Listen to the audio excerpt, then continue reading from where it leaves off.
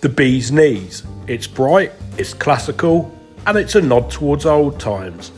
It's like being served a dessert by an elderly relative who's still living like there's rationing and the Germans are flying above. The recipe of this drink is a bit like the classical folk cure to all ailments. You know, the one Karen in finance claims can cure the Spanish flu.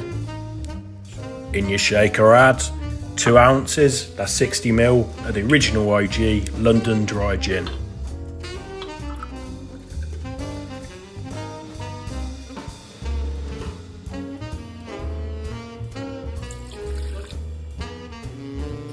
Then add ½ ounce, that's 15ml of honey syrup. And I promise you, this is not a bottle of piss, although I was really dehydrated the other day. Add 1 ounce, that's 30ml of fresh lemon juice. Now for a quick history lesson, let's rewind it back to the 1920s and prohibition. Gin back then didn't have the quality of Canadian whiskies or Caribbean rum, which is imported by smugglers. Gin was often distilled in tenement buildings and made an inferior product, often termed bathtub gin.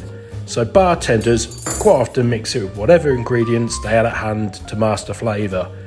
Other sources can trace its roots for this recipe to the Austrian head bartender at the Ritz Paris, Frank Mayer.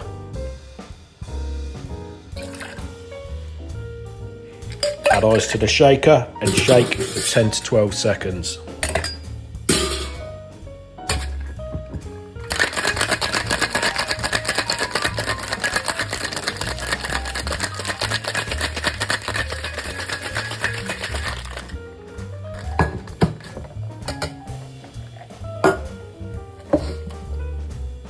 Now pour this into a chilled coupe glass.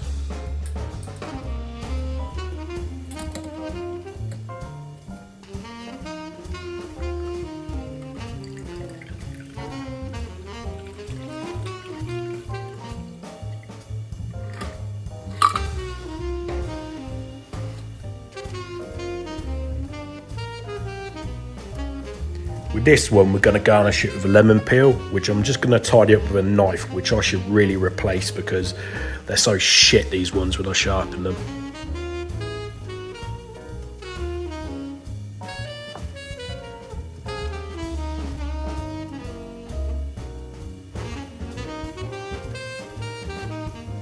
Express the oils by brushing the peel up against the rim of the glass, then do a twist and place it into the glass.